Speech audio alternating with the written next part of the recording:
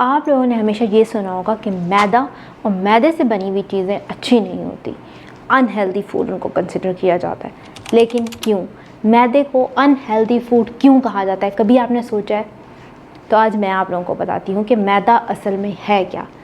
मैदा या फिर सफ़ेद आटा जिसको हम कहते हैं, वो अनहेल्दी क्यों है, क्यों हमें उसको इस्तेमाल नहीं करना चाहिए। तो पहले देख लेते हैं कि मैदा या सफ़ेद आटा बनता कैसे है। बनता वो गंदम से ही है। जैसे कि बहुत से लोगों के घर में गंदम आती है और वो चक्की पे भेजते हैं, वो पिस कर आती है, तो वो कहते हैं कि ये खालिस चक्की का आटा है, खालिस गंदम का आटा है। इसी तरह जब ये गंदम किसी मिल में जाती है तो वहाँ पर क्या होता है, बहुत प्रोसेसिंग होती है। उस प्रोसेसिंग में बहुत से ऐसे हिस्से जो गंदम के होते हैं जिसमें बहुत से न्यूट्रिएंट्स, कुदरती अज्जा, बहुत से विटामिन्स, फाइबर वगैरह होता है, वो निकल जाता है, वो साइड पे हो जाता है। और बाकी जो आटा निकल आता है वो सफ़ेद आटा, उसको रिफाइंड आटा या उसको मैदा कहा जाता है। अब ये अनहेल्दी क्यों है? क्योंकि जब इतनी प्रोसेसिंग हुई है तो इसमें से सारे कुदरती अच्छे अज्जा जो आपकी सेहत के लिए अच्छे होते हैं वो निकल जाते हैं, जैसे कि बी विटामिन्स, फाइबर वगैरह, वो इसमें से निकल जाता है। तो आपको एक खोखली सी चीज़ मिल जाती है जो आपका पेट तो भर सकती है लेकिन आपकी न्यूट्रिएंट नीड्स को पूरा नहीं कर सकती। यानी कि जो न्यूट्रिएंट्स, जो कुदरती अच्छे ग़िज़ा आपको चाहिए होते हैं वो आपको उससे मिल नहीं रहे होते, इसलिए इसको अनहेल्दी कहा जाता है। अब क्या मैदे से वज़न बढ़ता है? तो इसके पीछे क्या राज है ये मैं आपको बताती हूँ। मैदा, ये सफ़ेद आटा या छना हुआ आटा, रिफाइंड आटा जिसको हम बोलते हैं, इसमें क्या होता है कि फ़ाइबर नहीं होते, फ़ाइबर निकल जाते हैं।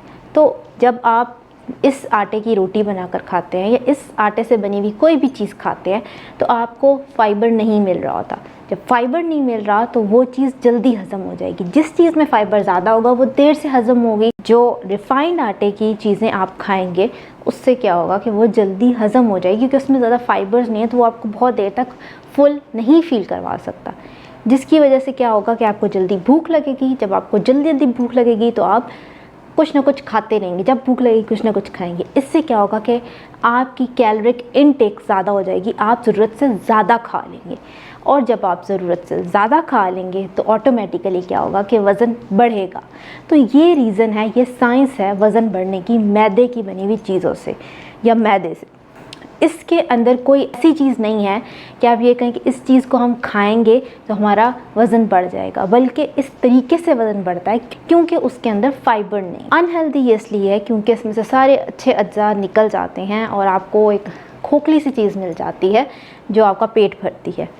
और शायद आप लोगों ने ये भी सुना होगा कि मैदा आंतों में जाकर चिपक जाता है, तो इसमें तो कोई हकीकत नहीं है। कितनी फैमिलीज़ हैं जो गरीब हैं और वो देसी आटा या गंदम का आटा अफोर्ड नहीं कर सकती, 5, 10, 15 रुपये, 20 रुपये बचाते हैं वो जहाँ से बच सकता है, इसलिए वो मैदा या रिफ़ाइंड आटा खाते हैं और उनकी आंतें तो अभी तक ठीक हैं।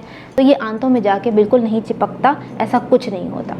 क्या हम लोग रिफ़ाइंड आटा या मैदे की चीज़ें खा सकते हैं? तो आप रिफ़ाइंड आटे या मैदे की चीज़ें बिल्कुल खा सकते हैं। पिज़्ज़ाज़, बर्गर्स, सफ़ेद आटे के पराठे, वो बहुत मज़े के होते हैं। इस टाइप की चीज़ें आप खा सकते हैं, लेकिन कभी कभार, वो भी कंट्रोल करके, पोर्शन कम लेके, उसकी मिकदार कम लेके। तो इससे क्या होता है कि कब्ज़ का मसला भी रहता है कि अगर आप फ़ाइबर वाली चीज़ें कम ले रहे हैं या आपके जिस्म में फ़ाइबर कम हो रहा है तो उसकी वजह से कब्ज़ का मसला भी रह सकता है। तो मैदे का इस्तेमाल कभी कभार आप बिल्कुल कर सकते हैं।